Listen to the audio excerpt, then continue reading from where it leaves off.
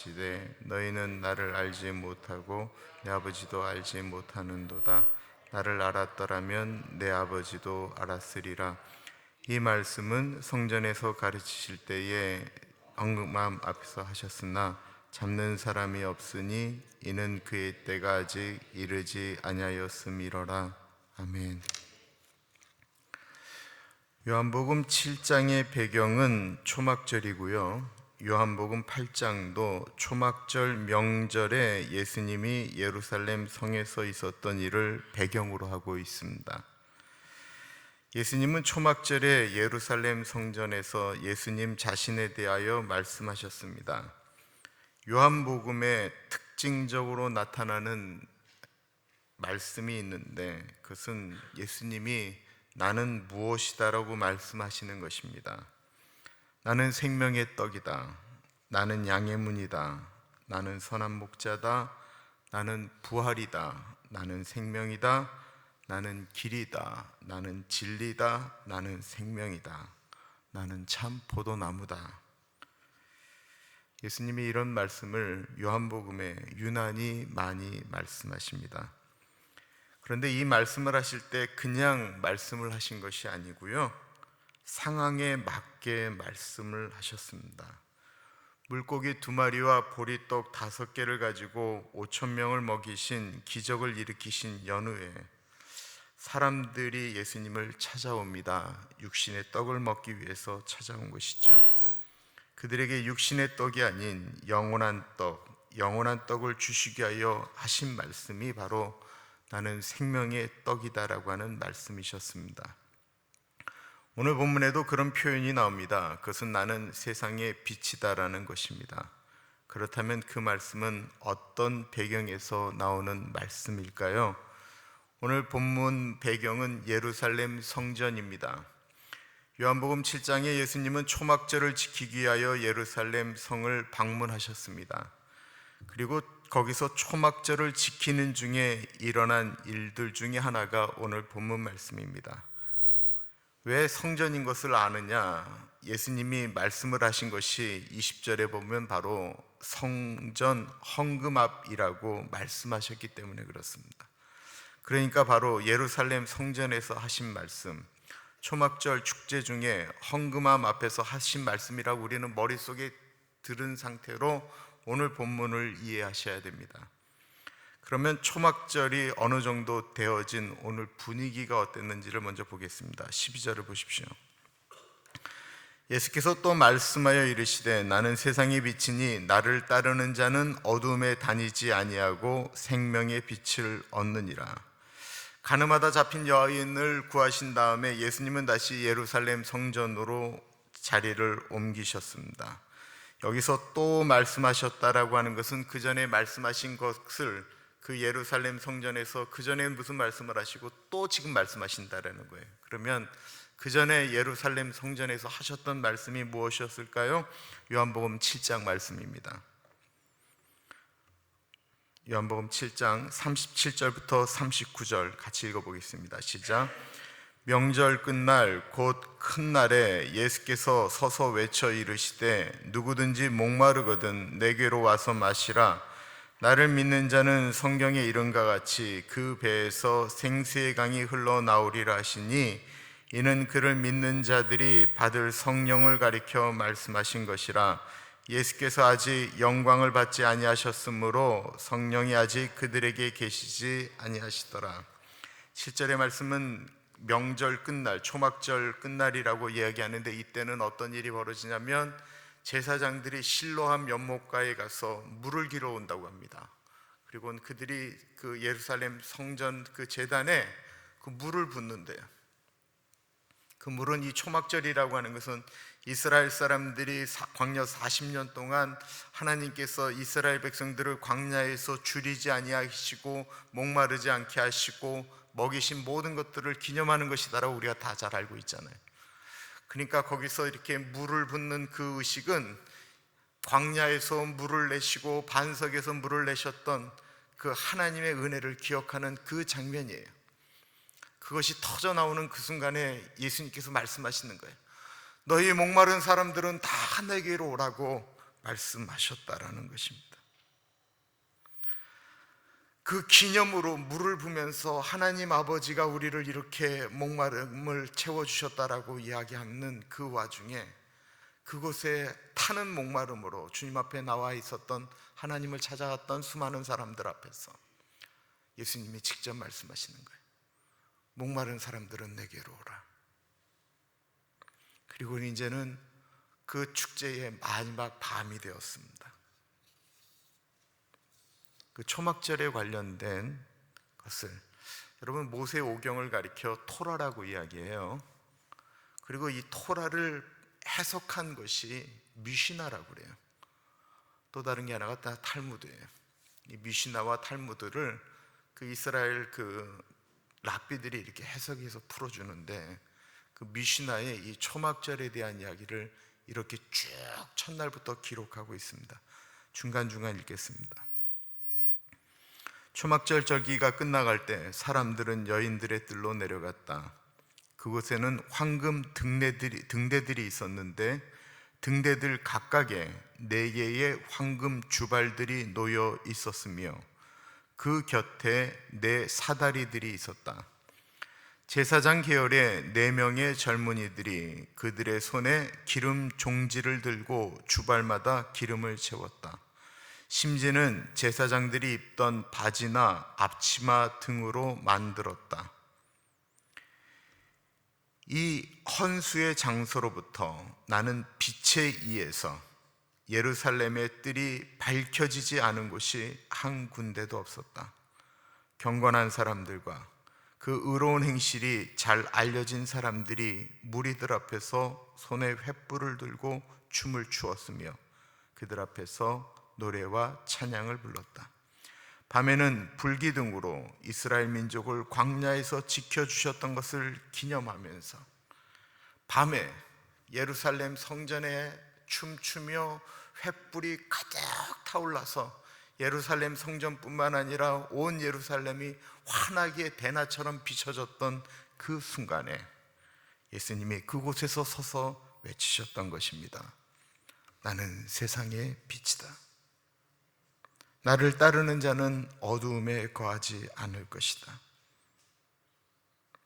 수많은 빛이 비춰지고 있는 그 예루살렘 성전에서 예수님이 빛처럼 빛나고 계셨습니다.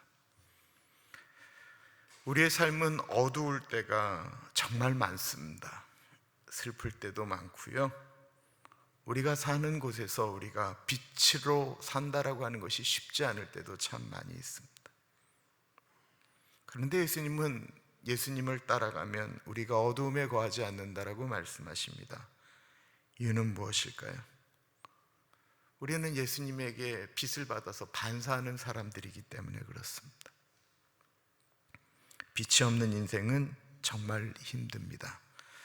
1996년 1월 7일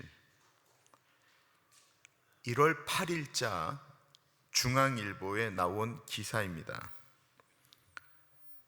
1996년 1월 7일 한 사람이 맨홀에서 구조되었습니다. 이 사람은 1995년 12월 28일 송년회에서 술이 취해 걷다가 대형 맨홀에 떨어진 것입니다. 그는 실종 만 8일 3시간, 즉 195시간 만에 극적으로 구조되었습니다.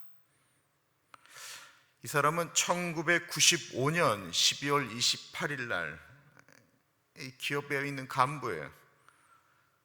마지막 송년 회식을 한 다음에 술이 취해서 걸어가다가 대형 맨홀 뚜껑에 떨어진 것인데 이분의 특징은 술을 먹고 한번 기절을 하면 안 일어난다라는 거예요.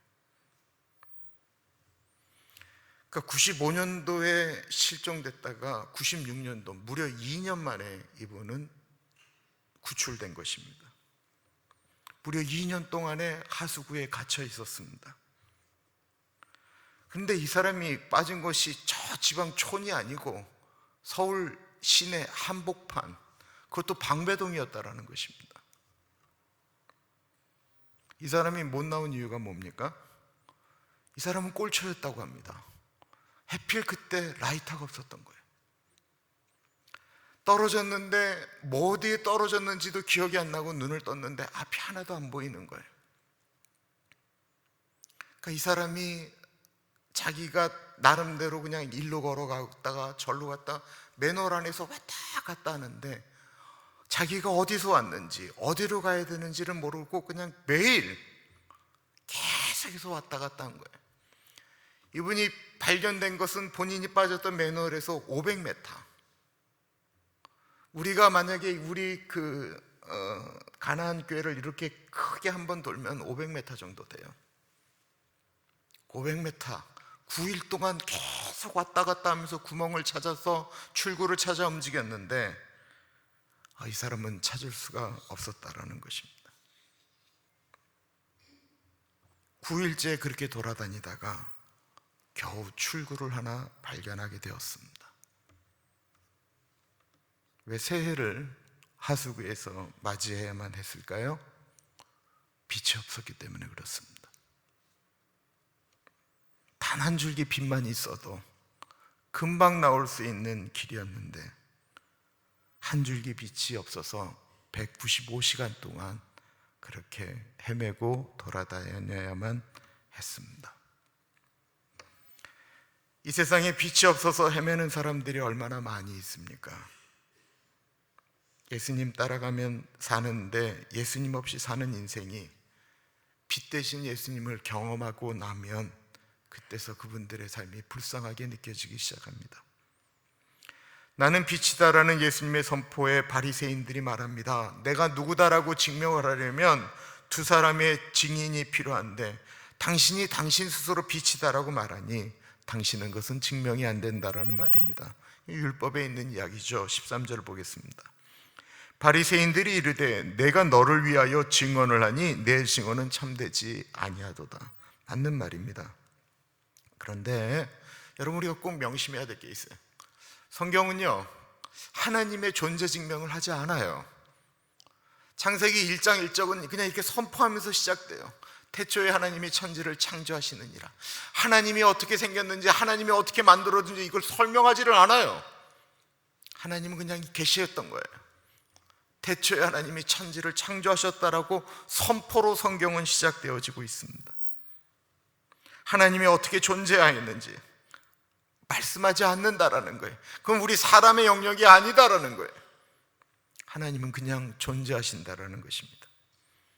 이 세상에 존재하는 모든 것들은 원자재라는 것이 있습니다. 원료라는 것이 있습니다. 그러나 하나님은 그것이 없으시다라는 것입니다. 모세가 처음 하나님을 떨기나무에서 만났습니다. 하나님이 내 백성을 구하라고 내가 너를 보내겠다 그랬더니만 모세가 이럽니다. 제가 우리 백성들한테 가서 누가 나를 보냈다라고 얘기할 때 내가 뭐라고 이야기해야 됩니까? 하나님이 도대체 누굽니까? 내가 누구라고 이야기해야 됩니까? 그래서 하나님이 이렇게 말씀하십니다. 스스로 있는 자가 너를 보냈다라고 이야기해라. 예수님도 지금 똑같은 말씀을 하고 계시는 거예요. 예수님이 본인에 대한 존재 증명을 어떻게 사람들한테 하기가 어려워요. 14절 보십시오. 예수께서 대답하여 이르시되 내가 나를 위하여 증언하여도 내 증언이 참되니 나는 내가 어디서 오며 어디로 가는 것을 알거니와 너희는 내가 어디서 오며 어디로 가는 것을 알지 못하느니라. 예수님을 신뢰할 수 없다는 그들의 말씀에 예수님이 말씀하시는 거예요. 나는 내가 어디서부터 왔고 내가 어떻게 죽는지 내가 어디로 가는지 내가 안다라는 거예요. 그런데 너희들은 모른다라는 것입니다. 그들이 왜 모릅니까? 자신들의 생각에 이미 사로잡혀 있었기 때문에 그렇습니다. 요한복음 6장에 나는 하늘로부터 내려온 생명의 떡이다라고 얘기하니까 지난 수요일날 말씀드렸던 것처럼 사람들이 얘기하는 거예요. 우리는 저의 아버지가 요셉인 것도 알고 그가 어디서 자라난 것도 아는데, 이게 사람들의 생각이었다라는 것입니다. 그 사람들이 보기에는 예수는 나사렛 예수, 가난한 목수의 아들, 흔한 이름, 무식한 사람, 이상한 사람, 자신들보다 똑똑해서는 안 되는 동네 출신. 사람들은 자꾸만 눈에 보이는 것을 가지고 말하려고 합니다. 이것이 아쉽게도 우리가 세상을 바라보고 있는 우리의 기준이기도 합니다. 예수님은 뭐라고 말씀하십니까? 15절입니다. 너희는 육체를 따라 판단을 하나 나는 아무도 판단하지 아니하노라. 우리가 어떻게 사람을 완전하게 판단할 수 있겠습니까? 우리는 사람을 판단하는 것이 눈에 보이는 것 같고 판단을 하는데, 사람을 완전하게 판단하실 수 있는 분은 오로지 우리를 만드신 예수 그리스도이십니다. 예수님은 사람을 외모로 판단하지 않겠다라고 말씀하십니다. 그러나 만약에 그분이 사람을 판단하신다면 그 판단은 참됩니다. 16절 보겠습니다. 만일 내가 판단하여도 내 판단은 참되니 이는 내가 혼자 있는 것이 아니요 나를 보내신 이가 나와 함께 계심이라. 어제는 가늠한 여인에 대한 말씀을 묵상했는데 참 이게 평생을 두고도 참 안 되는 것이 하나 있습니다. 그것은 마음속에 일어나는 사람에 대한 판단, 마음속에만 일어나는 것이 아니죠. 그 판단은 우리의 입으로 나오죠. 멀쩡한 사람, 그리고 우리 안에서 판단되어진 그 사람을 우리는 우리의 입을 통해서 이 현장으로 끌고 온다라는 것입니다. 어저께 본문 말씀 3절 보겠습니다. 서기관들과 바리새인들이 음행 중에 잡힌 여자를 끌고 와서 가운데 세우고, 가늠하다가 잡힌 여인을 가운데 세웠다라는 것입니다. 사람의 치부를 드러내고 싶어하는 마음이 우리 속에 넘칩니다. 아니, 제 속에 넘칩니다. 내 눈에 들보는 복이 참 어렵고, 다른 사람들의 티를 어떻게든지 핀세트를 이용해서 끄집어내려고 합니다. 안 그래야 되는데 우리의 마음속에 그것을 끄집어내고 싶어하고, 그것을 어떻게 해서든지 나만 아는 것이 아닌 다른 사람에게 고발하고 싶어하는 마음이 끊임없이 일어납니다. 저거 죽어야 가능할까요? 참 어려운 일인 것 같아요. 그죠? 예수님은 사람의 평가를 받으시는 분이 아니십니다. 나는 빛이다라는 말씀에 사람들은 저가 어떻게 세상의 빛인가 하실 때 예수님이 다시 말씀하십니다. 너희 율법에도 두 사람의 증언이 참되다 기록되었으니 내가 나를 위하여 증언하는 자가 되고 나를 보내신 아버지도 나를 위하여 증언하시느니라. 율법은 두 사람 이상이 증언을 해야 그 법이 효력이 있습니다. 오늘날도 이것이 좋은 것 같습니다. 목회를 하다 보면 한 사람의 얘기를 들을 때가 종종 있습니다. 근데 시간이 지나고 경험적으로는 두 사람의 얘기를 들어보지 않고서는 어떤 것이 옳다 판단하는 것이 별로 이렇게 좋지 않다라는 것을 경험적으로 알게 됩니다. 사람이 좀 실수하지 않으려면 내 생각보다는 누구의 얘기를 들었을 때 양쪽의 얘기를 다 들어보려고 애쓰는 것이 아무래도 좋다라는 생각이 듭니다. 근데 예수님은 그러면 어떻게 증언이 됩니까? 예수님은 예수님이 세상에 비치신 것을 하나님이 증언하신다라는 것입니다. 아니, 그 율법을 제정하신 분이, 율법을 사람에게 주신 분이, 그분이 자신에 대해서 증언한다라는 거예요. 그것만으로도 충분한데 예수님은 뭐라고 말씀하시냐면 그 율법을 만드신 분이 보낸 사람이 나다라는 거예요. 그리고 예수님이 증언은 눈으로 보여주시는 또한 신적 능력이었습니다. 요한복음 9장에 다시 한번 예수님은 나는 세상의 빛이다라고 하는 말을 한 번 더 선포하십니다. 그 말씀을 언제 하실까요? 예수님이 바리새인들과 이렇게 논쟁을 벌이다가 성전을 벗어나게 됩니다. 사람들이 또 예수님을 잡으려고 하고 소동이 일어났기 때문에 그렇습니다. 예수님이 성전을 떠나셨어요. 그리고 거기서 누구를 만나게 되냐면 날 때부터 맹인된 사람을 만나게 됩니다. 요한복음 9장 보겠습니다. 예수께서 길을 가실 때에 날 때부터 맹인된 사람을 보신지라. 제자들이 물어 이르되 라삐여, 이 사람이 맹인으로 난 것이 누구의 죄로 인함이니까? 자기이니까 그의 부모이니까? 예수께서 대답하시되 이 사람이나 그 부모의 죄로 인한 것이 아니라 그에게서 하나님이 하시는 일을 나타내고자 하심이라. 때가 아직 낮음에 나를 보내신 이의 일을 우리가 하여야 하리라. 밤이 오리니 그때는 아무도 일할 수 없느니라. 내가 세상에 있는 동안에는 세상의 빛이로라.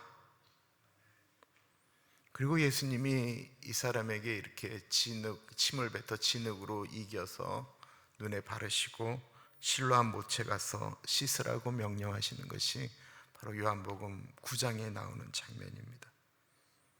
그날이 언제였을까요? 말할 것도 없이 예수님의 사고 치시는 안식일이었습니다.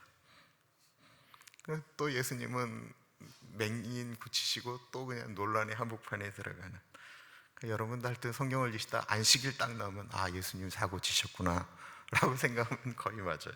재밌어요. 성경을 읽으실 때 그렇게 보시면 참 재밌어요. 예수님은 안식일 날 늘 사고 치시는 날입니다.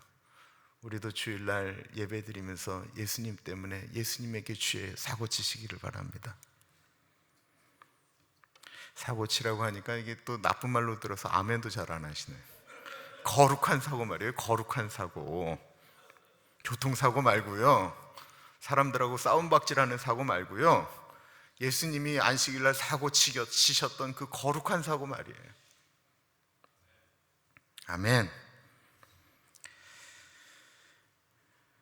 예수님은 당신이 율법을 제정한 분이시다라고 하는 그것을, 이 안식일의 주인이다라고 하는 것을, 이 안식일을 제정한 하나님이시다라는 것을 안식일날 그 일들을 행함으로써 증명하셨다라는 것입니다.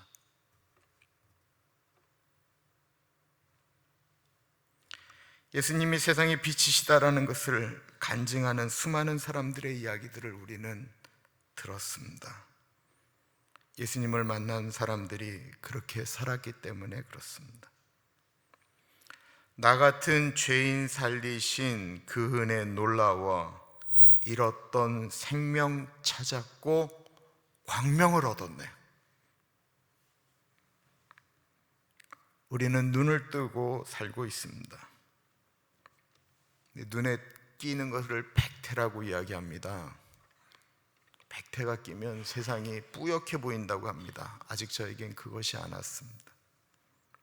요즘은 제일 흔한 것이 백내장 수술 아니겠습니까? 예전엔 어른들이 백내장 수술도 못할 때는 나이가 들면 세상에 그 뿌연 거를 눈이 문제가 있어서 그런 게 아니고 세상이 그런가 보다라고 하고 사셨거든요. 근데 백내장 수술만 하셔도 세상이 마치 다른 세상처럼 달라진다고 합니다. 교인들 중에 녹내장 때문에도 어려워하시는 분들이 계신데 의술이 발달하면 이것도 나아지지 않을까라는 기대도 하게 되죠. 그러나 분명한 것은 나이가 들어가면서 잘 볼 수 없는 것은 사실입니다. 그래서 예수님께서는 이렇게 말씀하시죠. 육신의 눈이 닫혀질 때 영의 눈, 영안이 열리게 하여 주십시오. 이게 참 복된 것 같아요. 세상에 빛이 있으면 밝아집니다. 요한복음 1장 2절에서부터 4절은 이렇게 말씀하고 있습니다. 그가 태초에 하나님과 함께 계셨고 만물이 그로 말미암아 지은 바 되었으니 지은 것이 하나도 그가 없이는 된 것이 없느니라. 그 안에 생명이 있었으니 이 생명은 사람들의 빛이라. 예수님은 사람들의 빛이고 그 빛이 비치면 생명이 있게 된다라는 것입니다. 3년 전에 저희 교회에 와서 설교한 목사가 있습니다. 그 목사님의 이름은 손의석 목사입니다. 이 목사님이 이번 주 주일 예배를 예배당에서 안 드리고 인터넷으로 설교를 하기로 결정하였습니다. 왜 그랬을까요? 코로나 바이러스 확진된 분이 지난주 그 교회에서 예배를 드렸기 때문에 그렇습니다. 근데 이 분은 그 중국 우한시를 방문한 분도 아니셨습니다. 친구를 만나 밥을 먹었는데 감염된 겁니다. 그리고는 그 교회에서 예배를 드렸다는 것이 이제 나오자 목사님이 교인들 교회 오지 마십시오. 인터넷으로 예배를 드리고 그걸로 보십시오 라고 말씀하셨어요. 목사가 믿음이 없는 걸까요? 여러분들, 우리가 그런 것을 믿음의 문제로 자꾸만 얘기하면 얘기하기는 좀 어려워지는 것 같아요. 왜 그런 일이 벌어집니까? 저는 국가적인 재난에 이게 행동하는 것이, 저는 기독교 국가는 좀 다르다라고 느낄 때가 종종 있습니다. 어저께 신문에 미국의 폐렴 환자, 폐렴으로 돌아가신 분이 8,600명이래요. 8,600명인지 그 전에는 뭐 2만 명이라고도 얘기되고, 무지하게 많은 분들이, 요번 어른들이 이 폐렴 때문에, 감기 때문에 돌아가세요. 근데 미국 분들, 나는 처음에 감기 걸렸다고 애를 학교에서 내보내는 걸 나는 이해를 못했어요. 미국에 왔는데 이해가 안 되는 거예요. 우리 엄마는 감기 걸렸다고 학교를 안 보내신 적이 없잖아요. 심지어는 그 못이 밝혀서 걷지도 못하는 저를 때려서라도 학교를 보내셨는데, 감기 걸렸다고 학교를 안 보내요? 근데 애를 학교에 보냈는데 감기 걸렸다고 학교에서 데리고 가라고 그래요? 이해를 못했어요. 더 이해 못한 건 뭔지 아세요? 키우던 개가 죽었다고 선생님이 학교를 안 나오는 거는 나는 내 상식으로는 정말 이해가 안 가더라고요. 일주일 동안 선생님이 학교를 안 나오시는 거예요. 이게 말이 돼? 처음에는 이놈의 나라가 이게 웃기는 나라네. 근데 미국에 살다 보니까 점점 더 이해가 되는 거예요. 감기 걸리면 학교에서 나오지 않고, 감기 걸리면 직장에도 나오지 않는 건 내 몸 편하겠다라는 게 아니고 다른 사람을 향한 배려잖아요.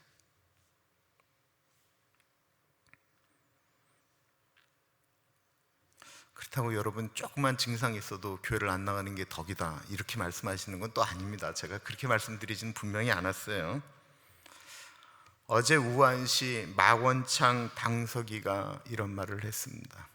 지금 뭐 걷잡을 수 없으니까 이분이 이렇게 말씀하셨어요. 지금 너무 후회가 됩니다. 처음에 환자가 항생제가 듣지 않는다라는 보고에 그대로 공포했더라면, 그때 항생제가 듣지 않는 변명이 발견되었습니다라는 얘기가 처음 보고가 들어올 때 그때 조치만 취했더라면, 그러면 이 일이 그냥 심하게 갔자봤자 몇십 명으로 탁 끝날 일인데, 그 보고가 들어왔는데도 불구하고 혹이나 그것이 시 전체에 경제적인 영향이나 혹은 춘제를 앞두고 이것이 국민들이 놀라고 두려워할 일이 될까봐 그 순간에 그걸 숨긴 거예요. 시진핑 국가주석도 국가적인 명절에 덕담을 나누기 위해서 이렇게 연설을 할 때 그것에 대해서 말하지 않았다라는 거예요. 만약에 그때 지금처럼 만약에 여행 제한을 좀 하자, 우리가 좀 돌아다니지 말자 라고 얘기만 했더라도 이 지경까지 가지는 않았잖아요. 그 우한시가 1,000만이 모인다라고 하는데, 여러분 1,000만이 넘는 건 국제적인 도시를 의미하는 거예요. 500만이 빠져나갔다고 그러잖아요. 처음에 그것을 공개하고 그때 조치를 취했더라면 얼마나 좋았을까요? 우리는 성경이라고 하는 빛을 가지고 있습니다. 성경은 우리 삶의 빛입니다. 시편 119편 105절에 주의 말씀은 내 발의 등이요 내 길의 빛이니이다라고 말씀하고 있습니다. 우리는 성경을 읽으면서 이렇게 살아가야 되겠구나, 이런 방향으로 나아가야 되겠구나 라고 생각하고 결심하게 됩니다. 죄를 진 다음에 회개하는 것도 굉장히 중요한 말씀이지만 말씀을 읽으면서 죄를 이기고 살아가는 것은 더 중요한 것입니다. 예수님이 계셔서 정말 좋습니다. 예수님이 계셔서 오늘을 맞이하게 되고 예수님이 계셔서 사랑하는 사람을 보내기도 합니다. 말씀이 있으니까, 예수님이 하신 말씀이 있으니까. 빛 대신 예수님이 좋습니다. 빛 대신 예수님이 계셔서 정말 다행입니다. 한 뇌성마비 환자가 있었습니다. 날 때부터 뇌성마비 환자입니다. 우리가 생각할 땐 송명희 씨만 생각하는데요, 이인숙이라는 분도 날 때부터 뇌성마비 환자였습니다. 자기의 인생이 어둠이었습니다. 나는 이 세상에 왜 태어났는가? 눈 뜨고 보는 세상은 해가 뜨고 하지만 그의 인생은 늘 어둠이었습니다. 그런 분이 예수님을 만나고 나서 만든 시가 있습니다. 그리고 그 시에 곡조를 붙였습니다. 자주 불렀던 찬양이기 때문에요, 우리 알 거예요. 주 예수 나의 당신이.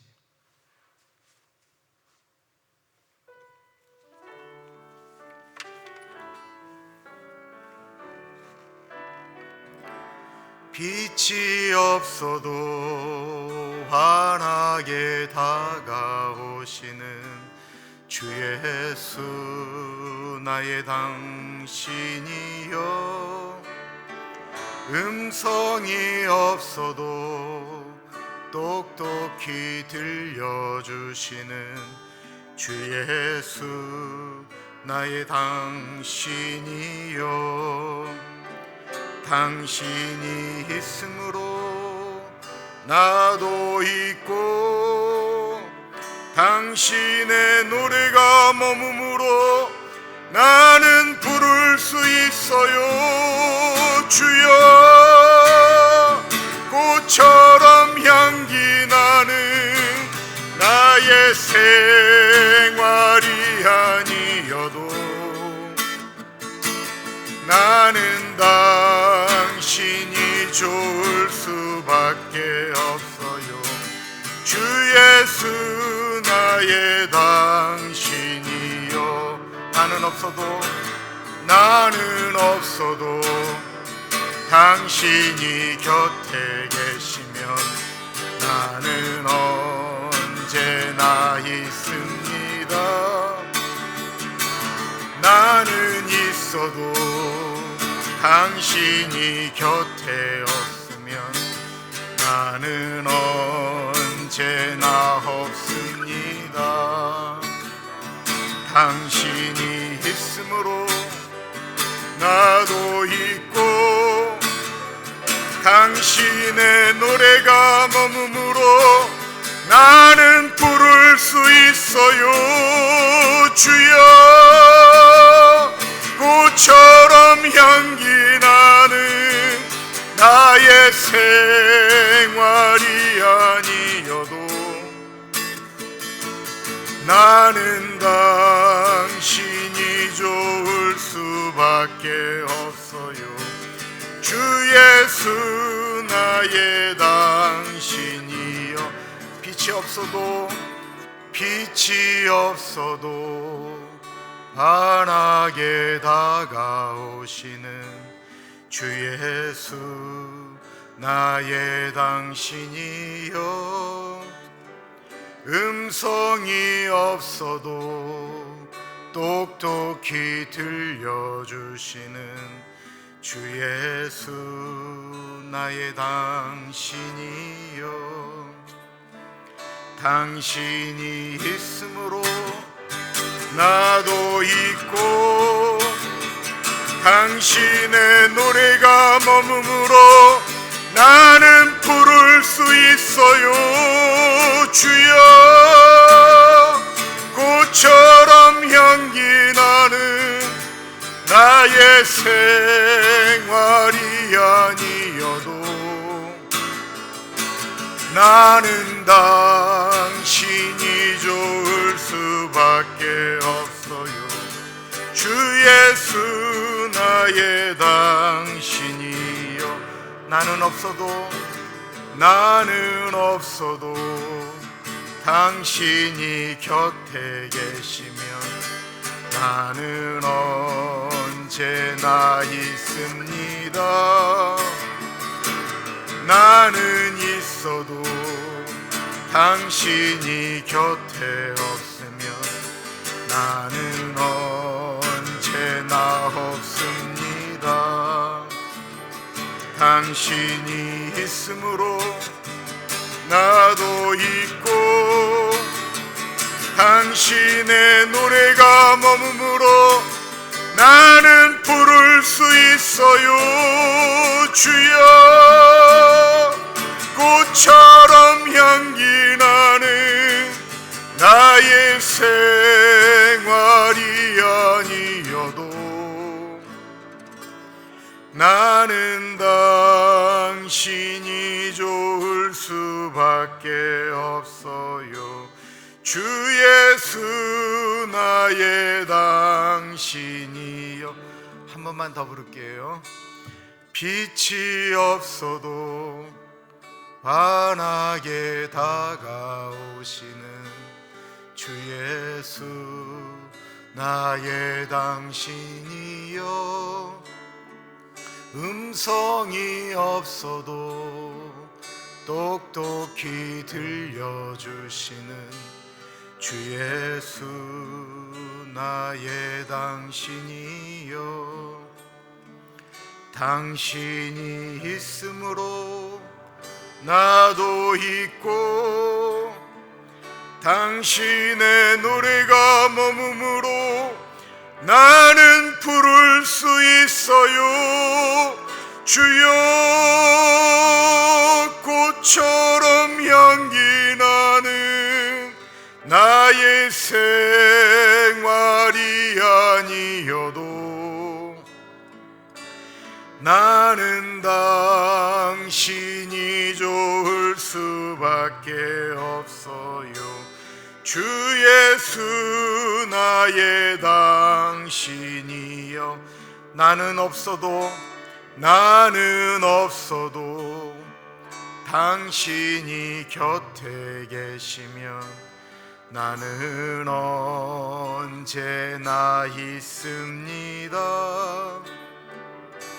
나는 있어도 당신이 곁에 없으면 나는 언제나 없습니다.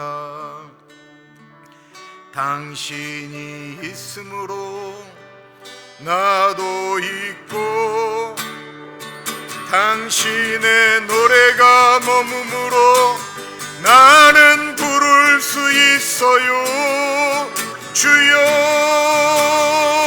꽃처럼 향기 나는 나의 생활이 아니어도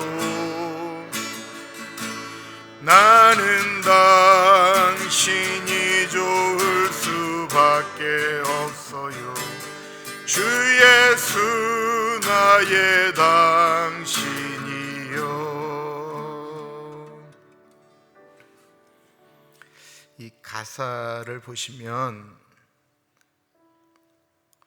내가 뭔가를 다 있는 것 같이 막 행동하고 살고 내가 뭔가를 이루었다라고 해도 예수님이 곁에 없으면 나는 아무것도 없습니다. 내가 아무것도 아닌 존재고 죄악 덩어리 같고 연약하고 힘없다고 할지라도 예수님이 내 곁에 계시면 항상 있습니다. 우리 기도하겠습니다. 예수님을 빛으로 모시고 살아가는 내가